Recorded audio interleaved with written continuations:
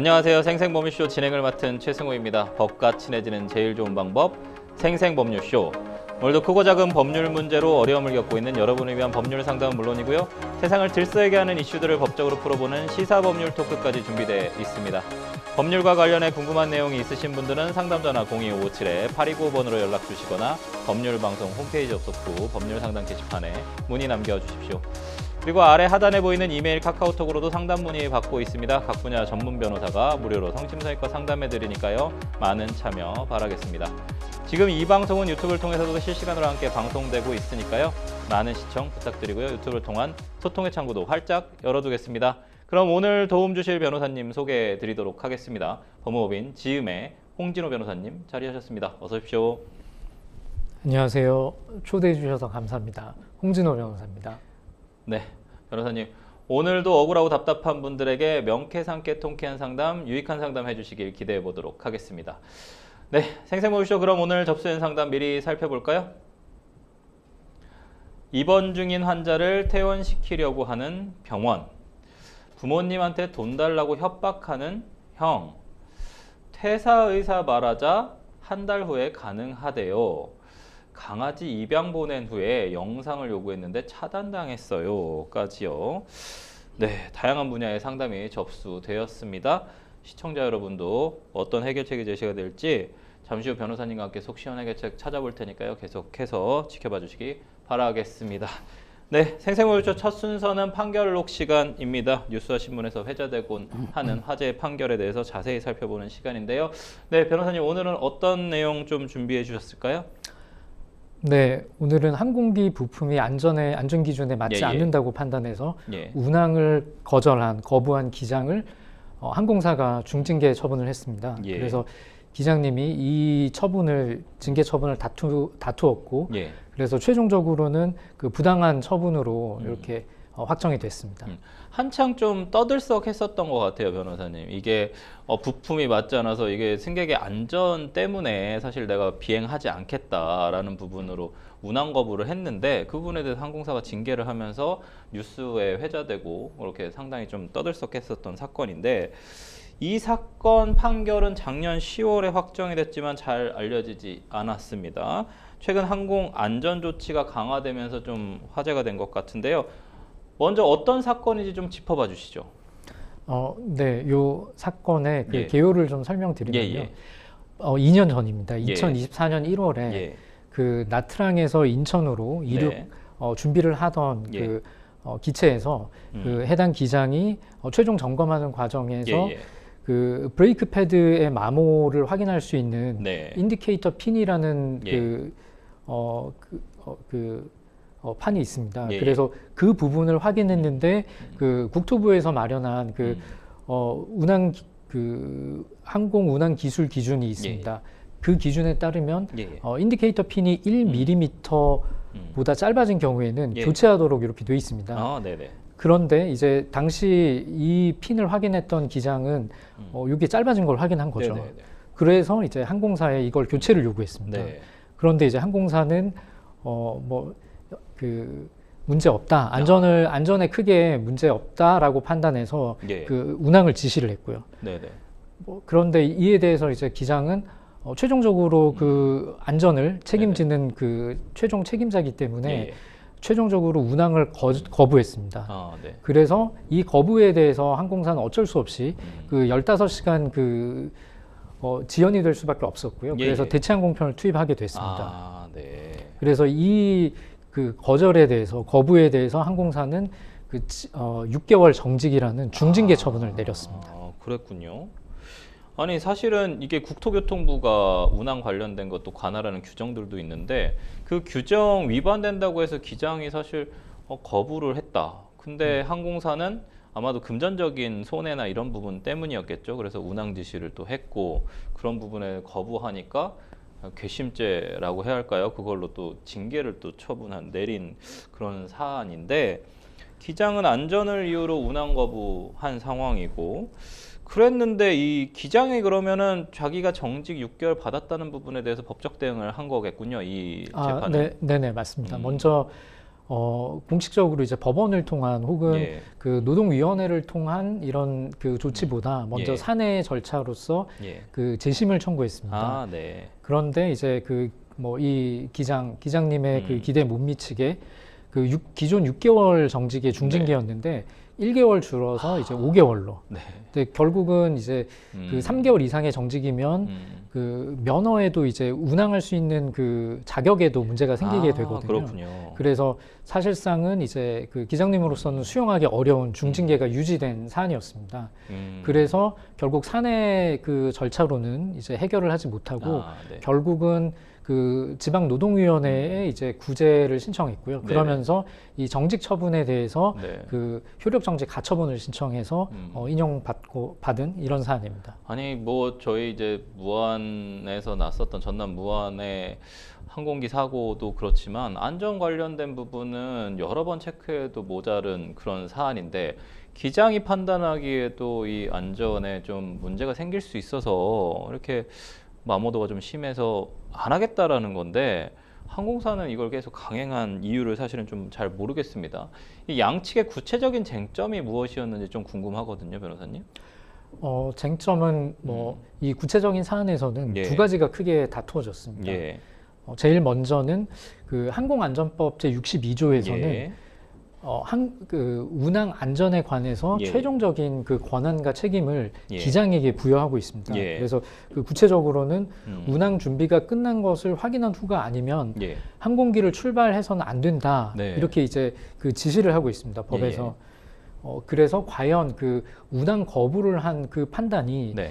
법 62조에서 이제 부여한 이 권한을 예. 그 정당한 권한 범위 내의 판단인지 혹은 네. 그 일탈한 것인지 네. 이것이 쟁점이 되었고요. 네. 또 하나는 항공사 측에서는 그 만약에 이게 기준에 미치지 못하는데 기준에 그 반드시 교체해야 되는 상황이 아닌데 예. 그 안전을 확보하기 위해서 무리하게 교체하는 경우, 선제적으로 교체하는 경우에는 예. 오히려 그 페널티를 받을 수 있다. 항공사가 예. 이런 주장을 했었습니다. 그랬는데 사실은 이 재판 과정에서는 예. 이 항공기는 구체적으로 제작사가 보잉사였고요. 네. 그리고 그 부품 제조사에 확인해 보니 그런 그 불이익을 주는 내용은 없다라고 확인이 돼서 그런 규정이 없다. 네, 네, 네, 선제적으로 바꿔도 전혀 상관없다. 맞습니다. 네. 사실 그럴 것 같아요. 부품사는 네. 빨리 교체한다는데 뭐 네. 그거를 막을 이유가 또 있을까라는 생각이 좀 듭니다. 네. 항공사의 이제 그런 그 주장이 결국은 사실이 아닌 것으로 확인되고 네. 그래서 또 오히려 항공사에 불리하게 작용이 됐습니다. 그랬군요. 이게 사실은 중소형 항공사 같은 경우에는 이제 항공기가 신품일 때 사오는 게 아니라 중고 항공기를 사오다 보니까 사실 많은 부분에 대해서 정기 점검을 해서 뭔가 부품을 교체하거나 마모도가 있으면 그 부분을 교체해서 해야 하는데 수익성과 직결되다 보니까 그 부분을 좀 교체를 안 하고 안전에 좀 미흡한 부분들, 저희가 뭐 LCC라고 부르는 회사들이 좀 이제 대형 항공사들과의 좀 어떤 차별점이 나고 승객들이 불안해하는 부분들은 좀 약간 그런 부분들인 것 같아요. 1심 법원 판단부터 좀 정리를 좀 해보도록 하겠습니다. 1심 재판부는 좀 어떤 결론을 내렸습니까? 1심 재판부는 결론부터 먼저 말씀드리면 해당 징계 처분이 부당하다. 부당한 징계다. 네, 맞습니다. 그래서 그 근거로는 그 비행, 그 항공 운항의 안전을 이제 최종적으로 책임지고 판단하는 것이 기장인데 이렇게 회사의 징계, 불이익 처분 이런 것이 염려가 되어서 그런 판단을 할 수 없게 되면 그러면 안전을 확보할 수 없다 이런 취지로 그 원고가 이제 그 기장님이 이제 승소하는 그런 그 사례였습니다. 그리고 항공사에서는 사실 그 경제적인 관점을 주장을 했습니다. 그래서 그 LCC로서 사실은 운영하기 위해서 상당히 뭐 비용을 이제 절약할 수밖에 없는 그런 경영 환경에 처해 있는데 그럼에도 불구하고 그런 그 경영 환경이 그 운항 안전보다는 우선시될 수 없다 이런 판단이 있었습니다. 그렇죠. 뭐 재판부의 판단에 저는 좀 납득이 가는데 사실 뭐 항공사 측의 이미지와도 사실은 이게 직결되는 부분이라서 조금 뭐 재판이 좀 치열했을 것 같거든요. 항소를 해서 2심까지 좀 진행이 됐습니다. 1심에서 아마 이미 좀 기장에 대한 징계가 부당하다라고 판결이 났는데도 불구하고 또 항소했거든요.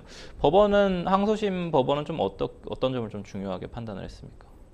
항소심 법원도 사실은 원심 1심 법원하고 그 동일한 결론을 내렸을 뿐만 아니라 판단의 근거도 사실상은 동일했습니다. 그래서 핵심적으로는 결국은 그 비행기 그 운항의 안전을 확보하기 위해서 결국 그 경제적인 이런 사유들보다 우선돼야 된다. 이런 근거에서 항소심도 그 원고의 손을 들어줬습니다. 사실 이 사고 여객기라고 좀 표현하는 건 좀 적절하지 않을 것 같고 해당 항공사가 이제 TA 항공이에요. 그래서 상당히 좀 문제가 이 사안 가지고 뉴스가 엄청나게 나왔었거든요. 그 당시에. 이제 TA 항공이 근데 이제 주주가 바뀌었습니다. 그러니까 소유주가 예림당에서 이제 대명 소노그룹으로 바뀌었거든요. 맞습니다. 근데 이 사안에 대해서 항공사 측이 2심 항소심 결론이 나오고 나서 상고장을 내지 않았어요. 그래서 이게 소유주가 변경됐기 때문에 뭐 예림당은 이런 어떤 안전 문제에 대해서 좀 소홀 했지만 대명소노그룹은 그렇지 않다. 이런 취지인지 왜 상고장을 내지 않았을까라고 좀 보시나요, 변호사님? 이거는 이제 제 개인적인 견해인데 일단은 그 몇 가지 그 이유가 복합적으로 작용했다라고 저는 판단하고 있습니다. 가장 먼저는 사실은 모든 법적 절차에서 그러니까 뭐 진호위, 서울지방노동위원회, 중앙노동위원회 그리고 각 단계의 법원에서 모든 전선에서 항공사가 패소를 했습니다. 그러니까 현실적으로 대법원에 그 상고한다라고 하더라도 이 결론을 뒤집기 어렵겠다 이런 판단을 하지 않았을까. 이게 첫 번째 이유고요. 그리고 또 하나는 어찌 됐건 대법원 판결이 생기면 명확하게 선례가 생기는 거지 않습니까? 그러니까 그렇게 굳이 가능성이 높지 않은데 항공사의 운영에 이렇게 그 장애로 어떻게 보면 경영 관점에서는 좀 부담이 될 수 있는 이런 대법원 판례를 만든다라는 것도 사실은 좀 부담이지 않았을까. 또 하나는 방금 말씀해 주신 것처럼 그 이 경영권이 변동됨으로써 이제 새로운 경영진에서는 사회적인 이런 평판 혹은 감독청인 국토교통부와 이런 그 교감 뭐 이런 것들도 좀 신경을 쓸 수밖에 없지 않았겠나 이렇게 생각을 합니다. 그렇군요. 이 세 가지 이유 모두 다 좀 타당해 보이거든요. 특히나 저는 이 판결에서 상당히 좀 유의미하게 본 게 기장의 최종 운항 결정권이 우위에 있다라는 그 내용 어떻게 좀 보십니까? 이 부분은 좀 적절한 판결이라고 좀 보시나요, 변호사님? 네, 맞습니다. 안전과 관련한 부분이요? 맞습니다. 이게 그 항공 안전이고 그러면 이거는 이 항공기는 또 그 화물이 아니라 여객이었지 않습니까? 그러면 승객이 탑승하는 거고 그러면은 이런 탑승한 승객의 그 안전을 보호하기 위해서 그러고 그 항공 사고의 특징이 있지 않습니까? 뭐 우리가 통계적으로 봤을 때는 그 사건의 교통사고 사고의 수 대비해서 이제 그 사망자나 다치는 숫자는 적지만 그렇지만 사고 하나 발생하면 사실 아주 대형으로 이어지지 않습니까? 그러다 보니 항공 안전에 더 그 우리가 무게를 싣고 신경을 쓸 수밖에 없다. 뭐 그런 판단에 대해서 뭐 당연히 공감하고 그 법원 판단을 존중합니다. 그렇군요. 뭐 이 판결이 갖는 좀 법적 의미 좀 마지막으로 할 말씀 해주시죠. 네네. 방금 정리해 주신 것처럼 가장 중요한 부분은 결국은 그 항공 운항 안전의 가장 최종적인 이제 책임자인 그 기장의 판단에 대해서 그 존중하는 그런 판결을 줬다. 이 부분. 그래서 사법부가 그 기장의 최종 결정권을 이제 긍정했다. 명확하게 확인했다. 이 부분이 가장 핵심적인 내용인 것 같습니다. 그리고 또 하나 말씀드리자면 항공사에서는 여러 가지 그 경영적인 판단, 그래서 그 항공 산업적인 관점에서 비용 절감이 필요성 뭐 이런 것들을 이제 주장하긴 했지만 그럼에도 불구하고 더 본질적으로 중요한 것은 결국은 그 항공을 이용하는 그런 승객들의 안전이다. 이런 부분을 확인해 준 판결이라고 생각합니다. 이번 판결이 좀 항공 안전 전반에 주는 메시지도 좀 있을 것 같거든요. 실제로 최근 5년간 항공안전법 위반으로 항공사들에 부과된 과징금이 100억 원을 좀 넘었다고 하거든요. 주로 어떤 규정을 좀 위반한 사례들이었습니까, 변호사님? 사실 그 주로 LCC 아까 말씀하신 그래서 아무래도 그 자본과 인력이 상대적으로 대형 항공사에 비해서는 이렇게 부족한 그런 항공사에 조금 그 집중된 느낌이 있습니다. 사고가.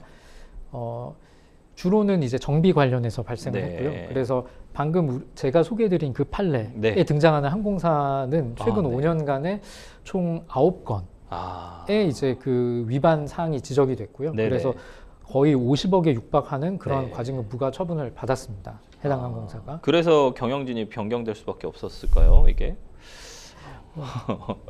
그런 부분도 좀 영향이 뭐 있지 않았겠는가 뭐 이런 생각도 해봤습니다. 그리고 또 뭐 다른 역시 LCC에서도 그 뭐 유압 필터 재사용이 엄격하게 금지되어 있습니다. 그런데 재사용이 금지된 유압 필터를 그 재사용했다든지 혹은 그 샘플을 채취하고 이제 그 검사를 한 이후에 운항하게 돼 있는데 그런 검사 필수 검사를 생략했다든지 뭐 이런 정비 매뉴얼을 준수하지 않았다 이런 것들이 주로 그 지적이 됐습니다.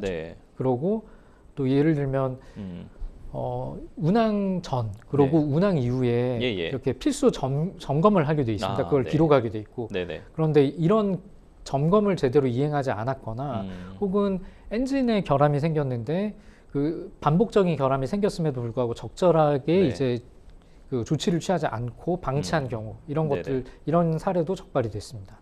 그렇군요. 뭔가 이런 좀 문제들이 많이 줄어서 승객들이 좀 안전하게 탈 수 있는 비행기 운항이 됐으면 좋겠는데 그냥 단순한 어떤 항공사의 이익 혹은 아니면 뭐 관리 감독을 하는 국토교통부의 어떤 부실한 관리 감독 이런 부분들도 가미가 돼서 뭔가 좀 문제가 계속 생기는 것 같습니다. 승객들의 안전보다 더 중요한 것은 없고 국민들의 생명, 신체, 재산에 대한 안전보다 중요한 건 없는 것 같습니다. 네, 지금까지 판결록 시간 함께 했습니다. 여러분은 지금 생생보험쇼 함께하고 계십니다.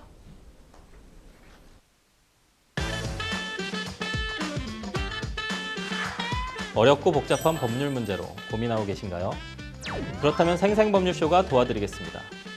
생생법률쇼에선 민사, 형사, 가사 등 각 분야 전문 변호사들이 매년 800여 건의 법률 문제를 속 시원하게 해결해드리고 있는데요. 그럼 무료로 법률 상담을 받을 수 있는 3가지 방법 지금부터 소개합니다. 첫째, 02-557-8295번으로 전화해 법률 상담 신청을 한다. 둘째, 법률방송 홈페이지에 접속해 법률 상담 게시판에 사연을 올린다. 셋째, 지금 화면에 나오고 있는 이메일 주소로 사연과 연락처를 보낸다. 속 시원한 법률 상담 프로그램 생생법률쇼. 지금 바로 상담 신청하세요.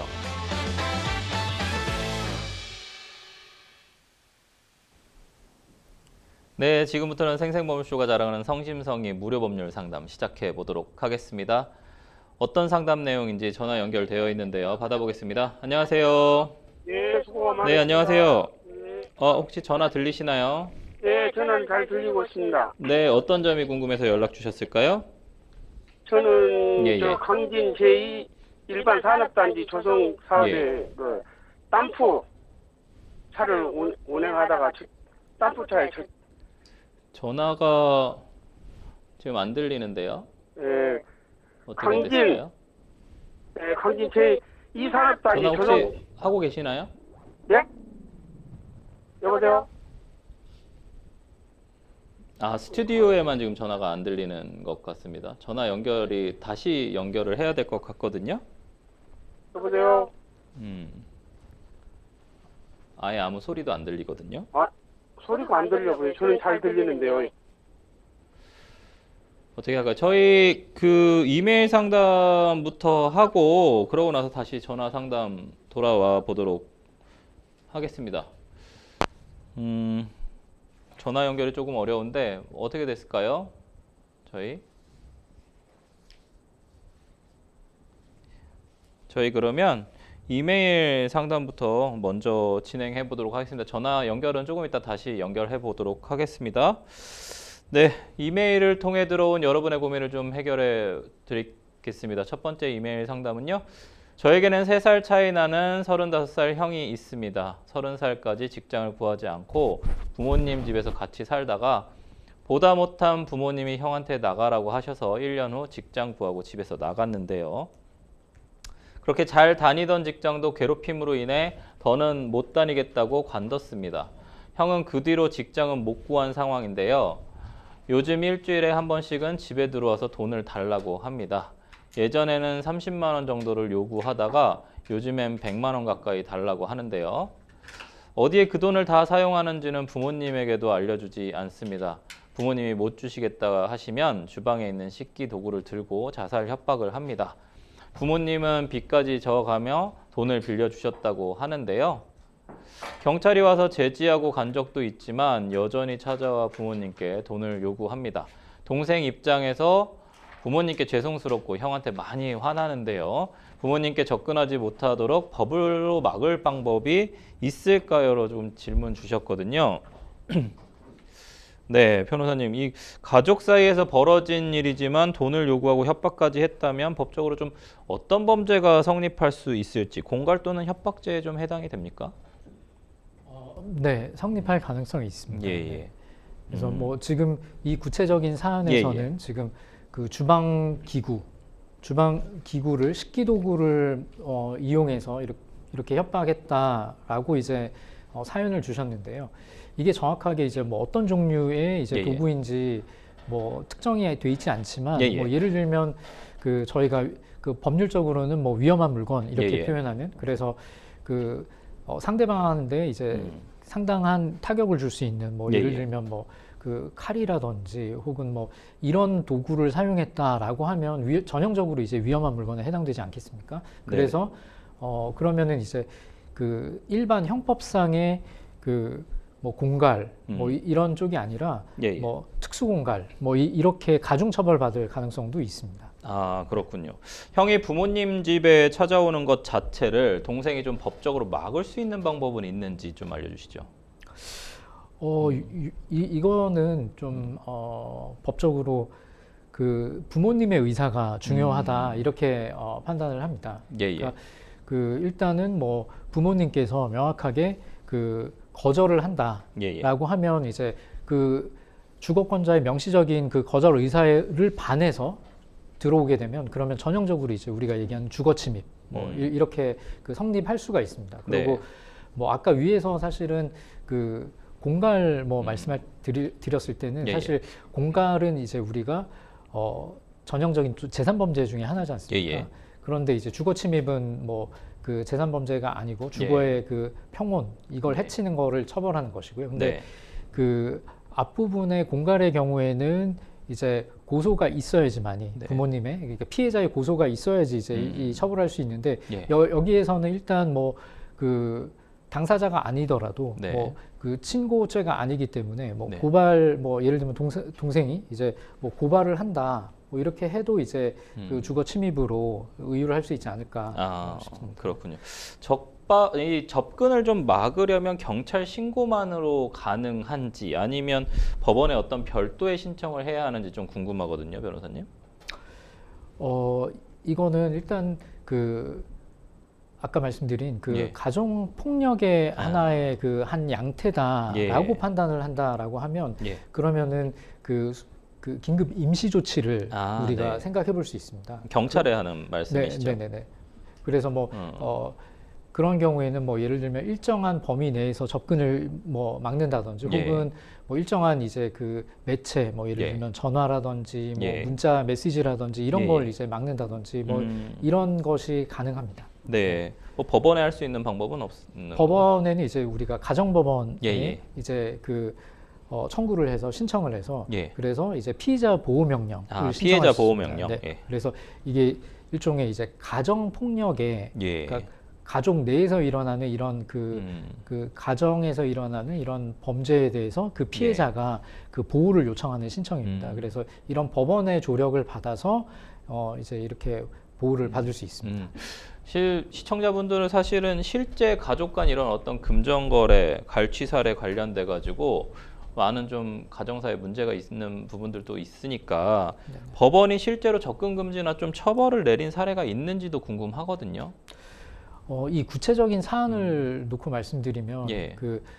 우리 형법부터 이제 그 친족 상도례 뭐 예, 많이 예. 들어보셨겠지만 예. 그 친족 상도례 조항이 있습니다. 예. 그래서 그 기본적으로는 가정 내의 일에 그 형사법이 들어가서 개입하는 것이 이제 적절하지 않다라고 판단해서 예. 그 친족 상도례 조항을 만들어 놨었거든요. 예. 근데 이게 헌법 불합치 결정이 나고 그 1항에 대해서 그래서 네. 지금은 그 적극적으로 이제 그 친고 친족 상도례. 네. 친족 상도례에 대해서 개입을 해서 예, 이제 예. 적극적으로 이 문제를 해결해 나갈 수 있습니다. 근데 제가 드리고 싶었던 말씀은 앞부분에 이제 헌법재판소에서 이제 네. 위헌 판결하기 전에 그때는 이제 이 위헌 판결 받은 게 최근이기 때문에 그 전에 집적된 판례, 그래서 형사적인 관점에서는 뭐 판례가 많지 않습니다. 근데 이제 최근에 이 위헌 판결이 났기 때문에 앞으로는 이제 계속 나올 수 있지 않겠나 형사적인 관점에서 변경될 가능성이 상당히 높다. 과거에는 이제 형면제가 되는 경우들이 많았기 때문에 실제로 좀 문제가 안 됐다 하더라도 이제는 좀 문제가 될 수도 있다. 그 형사적인 관점에서 말씀드린 거고요. 뭐 우리가 아까 뭐 피해자 보호 명령 이런 관점에서는 계속 이제 사례들이 충분히 할 수 있는 집적되고 있습니다. 긴급 임시 조치나 아니면 피해자 보호 명령은 나올 수 있다까지 저희는 얘기 듣겠습니다. 아무쪼록 상담자님께서 이 문제 좀 잘 해결하실 수 있었으면 좋겠습니다. 저희는 아까 전화 연결이 좀 어려웠었는데 다시 전화 연결 한번 해보도록 하겠습니다. 전화 연결 좀 돼 있나요? 네, 안녕하세요. 예, 정성입니다. 네, 안녕하세요. 어떤 점이 궁금해서 연락 주셨을까요? 네. 산후 사고로 인해 가지고 산재 보험에 가입해 가지고 산재 진료를 받고 있는데 작년 12월 22일 날 입원을 해서 20일 날 사고 나가지고 월요일에 가지고 그래서 오전에 진찰하고 엑스레이 찍고 판정을 얻으면 일주일 2주 후에 다시 경과를 보고 다시 확인을 하자고 하더라고요. 골절 의심이 간다고. 그러더니 30일 날 되니까 일주일 지나니까 퇴원 준비하세요 그래요. 담당 의사가. 1, 2주 경과 보고 다시 확인해서 골절 염려가 있다 해서 했다가 왜 바로 퇴원을 하는 것이 그게 말입니까? 그러니까 괜찮아요. 그래서 좀 언쟁이 좀 있었어요. 그러다 보니까는 사용도 안 해주고 아무 의지도 안 해주고 그냥 순에 그 진료만 하고 지나가버린 거예요. 한 3일, 4일 동안을. 그래서 가서 종국과에 물어보니까 그때 당시 말일까지 이뤄서 12월 말일까지 산재가 접수가 안 되어버렸어요. 저 현장에서 안 돼요. 그래갖고 4일인가 5일 2월 5일 날서 이제 그 됐더만요. 접수가 됐어요. 2월 5일이요? 1월 5일. 1월 5일. 네. 그러다 보니까 이제 8, 9일 되니까 더 막 심하게 아프고 그래요. 그래서 제가 이제 의사한테 따졌죠. 1, 2주 있다가 경과를 보고 이러다 놓으면 일주일 있다가 퇴원 준비를 해가지고 왜 아무것도 안 해줘요. 약을 보니까 전부 다 총국까지 가서 띄워달라고 그랬죠. 약이 무슨 약이 들어가는 그러니까 진통제예요 전부 다. 그럼 병원에 있을 때에 진통제로만 해갖고 환자들을 그렇게 해서 순간순간 넘겨버리고 이거 진료를 어떻게 해줘요. 그러니까 또 저녁에 자다가 10시 반 돼서 제가 잠을 못 자서 팔꿈치가 막 내리고 찬바람 쐬듯이 내리고 잠을 못 자고 그래 또 간호사들한테 물어서 가서 한 30분 동안 상담하니까 은근 약이 없어요. 파스도 없지 붕대도 없지 아무것도 없어요. 그러면 10시 반 돼서 11시 돼서 내가 밖으로 사러 갈 수도 없는 것이고 그래 응급처치 좀 해달라 그랬더니 내려가서 이제 총무한테 이야기했더니 그것은 옳은 생각입니다. 그렇게 하면서 계속 하는 거예요. 그래도 이틀 3일 지나고 나니까 그때가 다시 또 약을 전부 더했더만요. 한 가지를.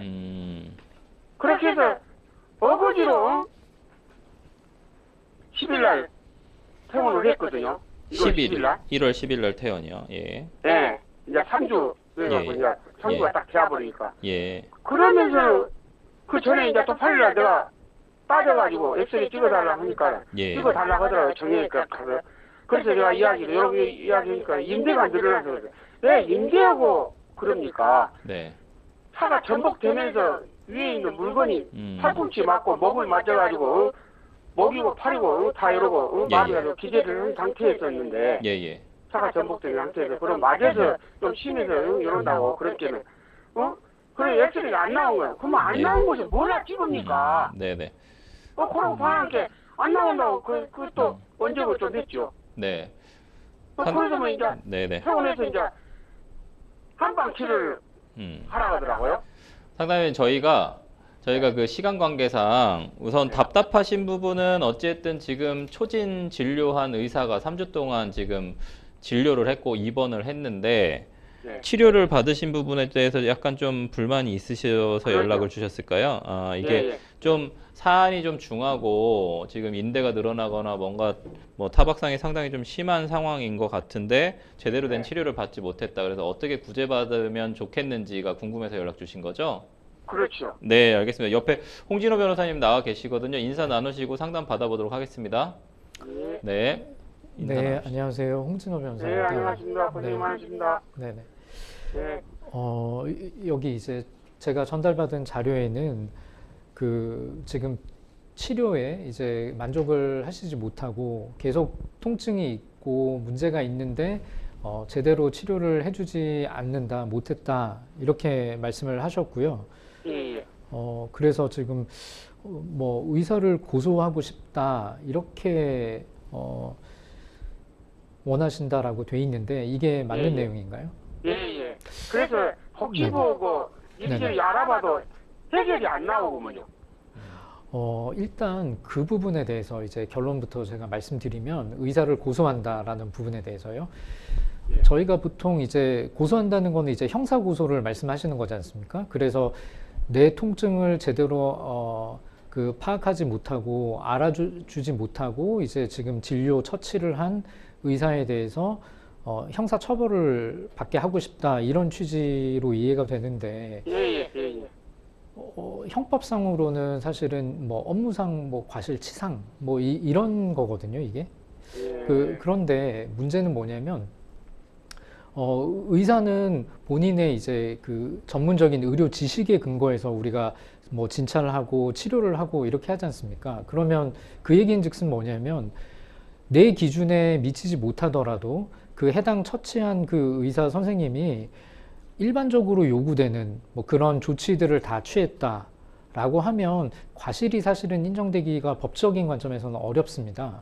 그러니까 뭐냐면 예를 들어서 우리가 전복 사고가 났고 그러면 어떤 부위가 통증이 느껴지고 지금 상태가 어떻다라고 얘기했을 때 그러면은 뭐 제일 대표적으로 아까 말씀해 주셨지만 제일 먼저 했던 게 뭐 엑스레이로 골절이 있는지 이런 것들을 촬영해서 판단하지 않았습니까? 그런데 뭐 예를 들면 그 의사 선생님이 그런 전복 사고가 나고 그런 부분에 그 통증이 있었는데도 불구하고 그런 그 그런 이제 촬영 자체를 하지 않고 그러고 일방적으로 뭐 예를 들면 진통제만 처방을 했다 이러면 그 과실 인정될 여지가 있는 거죠. 그런데 그 원인을 파악하기 위해서 뭐 여러 가지 육안으로도 보고 또 엑스레이 촬영해서 그 결과물도 판독을 하고 했기 때문에 일단 현재 말씀해 주신 내용만 갖고는 이 과실이 있다라고 보기는 조금 어렵지 않나 생각이 듭니다. 그러면은 지금은 이제 퇴원을 하신 상태인 거죠? 그 병원에서는?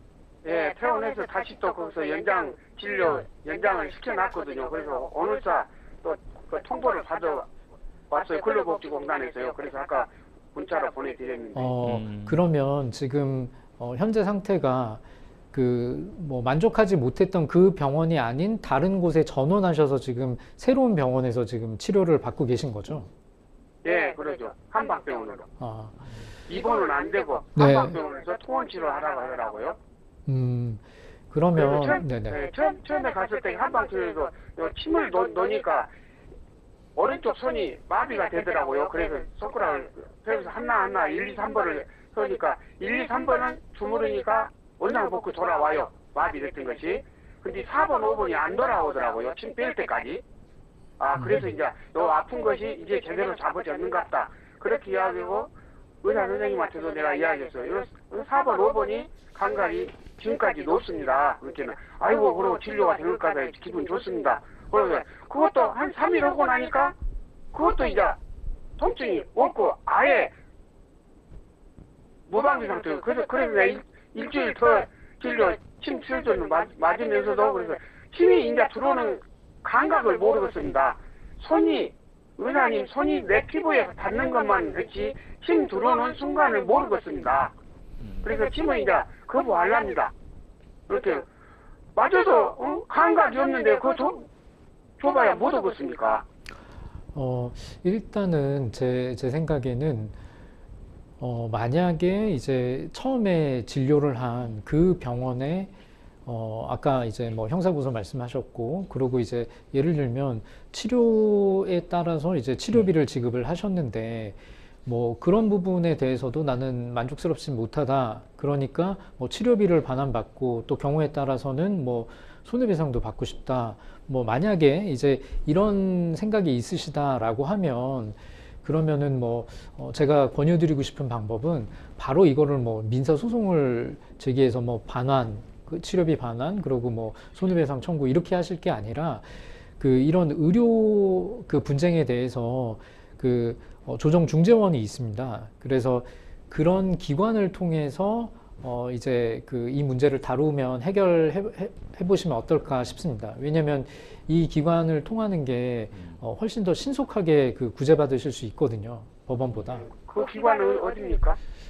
저희 상담원님 그 한국의료분쟁조정중재원이요. 저희가 방송 다시 뭐 재방송 보실 수도 있고 다시 이렇게 보실 수 있거든요.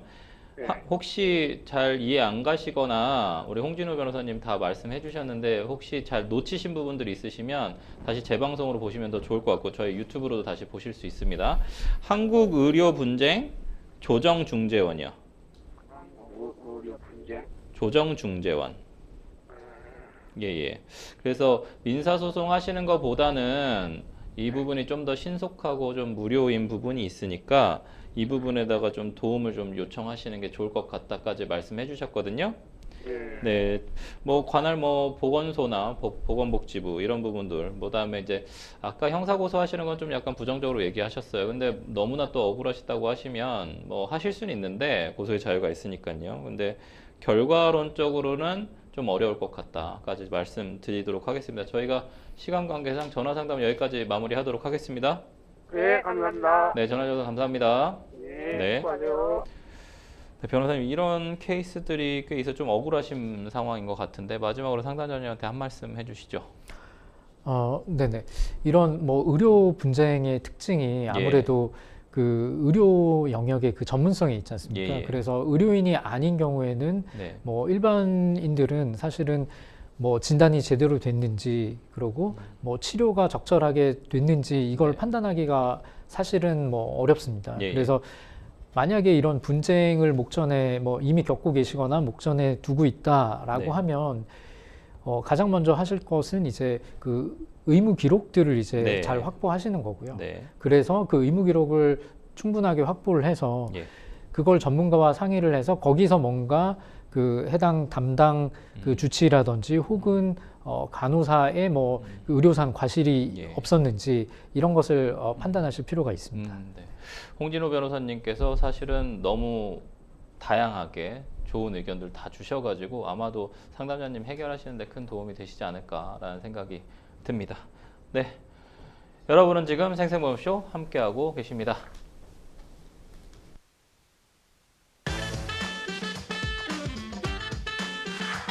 어렵고 복잡한 법률 문제로 고민하고 계신가요? 그렇다면 생생법률쇼가 도와드리겠습니다.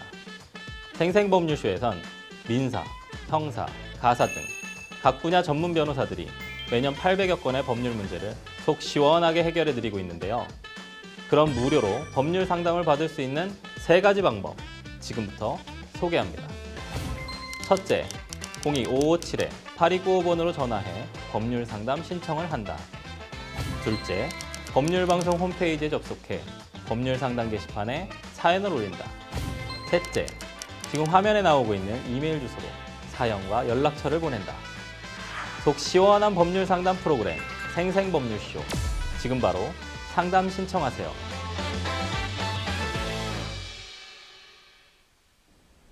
네, 저희는 계속해서 법률방송 이메일을 통해 들어온 여러분의 고민을 해결해 드리도록 하겠습니다. 어떤 고민 내용인지 함께 보실까요? 2월 초 콜센터 직원으로 입사를 했습니다. 교육을 며칠 받고 정식으로 일을 시작했는데요. 하루에 너무 많은 고객이 저에게 무례한 언행과 소리를 질러서 심적으로 지친 상태입니다. 회사 규칙상 욕설이 있는 경우에만 몇 번의 경고 후에 전화를 끊을 수 있고 아니라면 아무리 고객이 화를 내도 먼저 전화를 끊지 못하는데요. 며칠 버텨보려고 했지만 고객의 폭언에 지쳐 더 일하지 못하겠다고 팀장님한테 말했습니다. 그러나 팀장은 이런 일이 자주 있던 건지 그만두고 싶다고 말한 순간부터 한 달을 더 일해야 한다고 합니다. 저는 더 일하기 힘들 것 같은데 팀장의 언행이 법적으로 적절한가요? 저희가 이제 감정노동이라고 하지 않습니까? CS 관련된 부분이 사실은 상당히 좀 어렵습니다. 근데 그만두고 싶은데 또 그만 못 두고 너 한 달 더 일해야 된다. 이런 얘기를 한 팀장님, 이게 적절합니까, 변호사님? 일단 이 국면을 우리가 근로기준법을 규율하는 내용이 있습니다. 그러니까 정면으로 이 부분을 이렇게 한 달 더 해 이런 부분을 규율하지는 않지만 그 7조에서 그 강제 근로의 금지를 규율하고 있습니다. 그래서 근로자가 원치 않는데 억지로 혹은 강요해서 그 근로를 시킬 수는 없습니다. 그래서 규정이 있군요. 네네. 그래서 일단은 그 퇴사의 의사를 밝히고 그러고 그 근로를 이제 일방적으로 종료한다라고 하더라도 그러면 민사적으로는 문제가 생기는 것이 채무불이행. 왜냐하면 우리는 근로계약을 체결하고 그러고 근로자가 이제 근로계약 해지 의사 표시를 했지만 상대방이 회사가 동의하지 않는다라고 하면 즉시 해지 효력이 발생하지는 않지 않겠습니까? 그러니까 그 일정한 시간이 흐르고 나서 이제 해지의 효력이 발생할 터인데 그러면 그 퇴사 의사를 밝힌 그 시점으로부터 효력이 발생하는 그 기간 동안에는 사실은 일종의 근로자로서는 이제 채무 불이행 상태가 발생할 수는 있습니다. 그렇군요. 근데 그럼에도 불구하고 그 근로를 하지 못하겠다. 나는 몸이 안 좋거나 정신적인 충격에 의해서 혹은 하기 싫다. 이런 사람을 강제로 끌고 가서 이렇게 근로를 시킬 수는 없습니다. 너무 가혹한 것 같습니다. 사직서를 좀 제출을 하면 회사가 수리하지 않아도 이게 퇴사가 되는지 이 부분 사실 궁금해하시는 분들 상당히 많거든요. 어떻습니까? 방금 말씀드린 것처럼 퇴사 의사를 사직의 의사를 수리를 한다라고 하면 수리 시점에서 바로 그 근로계약의 해지 효과가 발생하는 것이죠. 근데 만약에 회사가 거절을 한다, 거부한다라고 하면 그럴 때 이제 보통 일반적으로 많이 하시는 말씀들이 해지 의사, 사직 의사를 밝히고 나서 한 달이 지나야지 이제 그 효력이 발생한다. 이런 말씀 많이 하시는데 근데 그거는 완전히 틀린 얘기는 아니지만 모든 경우에 다 적용되는 그런 내용은 아닙니다. 그렇군요. 이게 만약에 한 달 후에 효력이 발생한다라고 하면 지금 상담자님 고민하시는 것처럼 한 달 더 다녀라 이런 강제 근로처럼 약간 또 될 수도 있어서 일단 아까 말씀드린 대로 근로계약의 해지 효과가 발생하는 시점이 예를 들면 한 달 뒤냐 혹은 2달 뒤냐 이것이 이제 법적인 문제인 것이고 그리고 그럼에도 불구하고 근로를 나는 하지 못하겠다라고 하는 근로자를 강제할 수는 없다. 이런 취지입니다. 그러니까 근로계약의 해지의 효력은 나중에 발생할 수 있지만 근로 자체를 하고 싶지 않다는데 근로를 하게끔 만들 수는 없다. 맞습니다.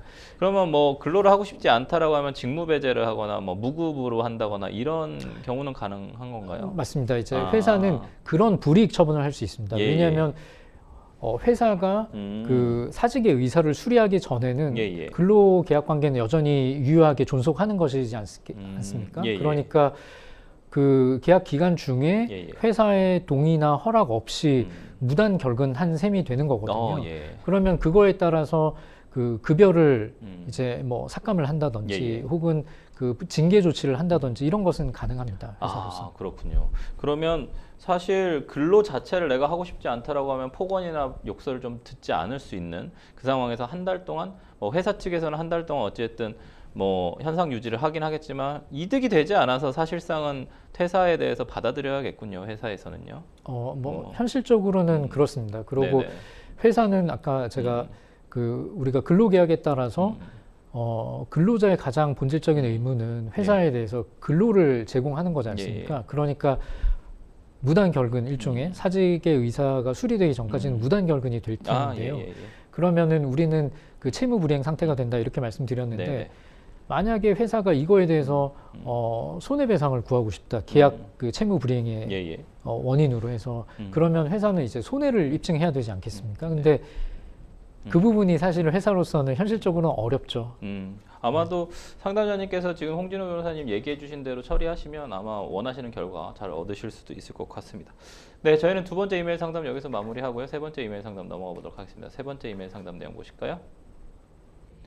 키우는 강아지가 작년 5월 아기를 3마리 낳았습니다. 3마리를 다 키울 여력이 되지 않아서 2마리는 사촌 집으로 보내고 1마리는 인터넷에 글을 올려 입양 보냈습니다.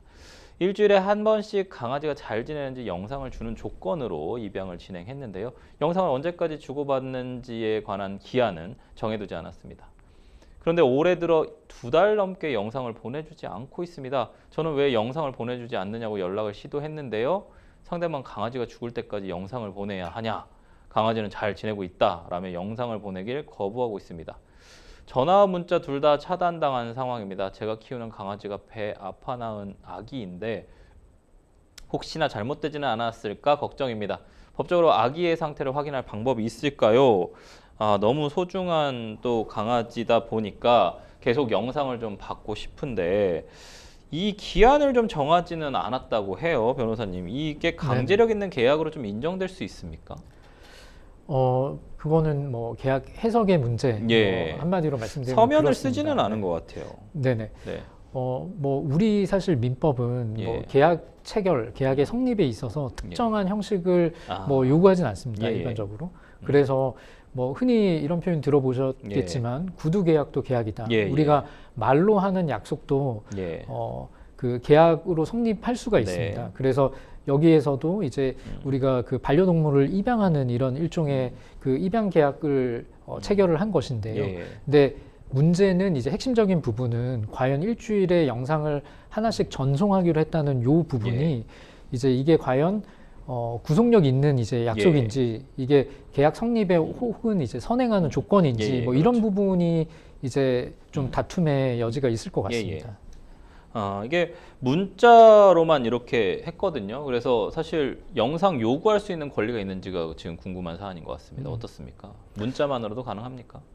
문자라는 것은 결국은 어떤 약속을 했다라는 것을 증빙하는 증거 자료인 셈이고요. 그래서 거기에서 명백하게 내가 그렇게 하겠다라고 약속을 했으면 그러면은 뭐 그 강제할 수도 있지 않을까, 그러니까 요구할 수도 있지 않을까 법적으로. 그러니까 지금 계약이라는 것은 흔히 이제 약속인데 당사자 간의 약속이거든요. 근데 법적 구속력을 발생시키는 약속입니다. 그래서 그 일주일에 한 번씩 영상 주는 것을 조건으로 해서 그 입양을 했다 이렇게 해석할 수 있으면 그러면은 요구할 수 있을 것 같습니다. 빠르게 좀 궁금한 게 학대나 좀 방치가 의심되면 보호자가 취할 수 있는 조치도 있습니까?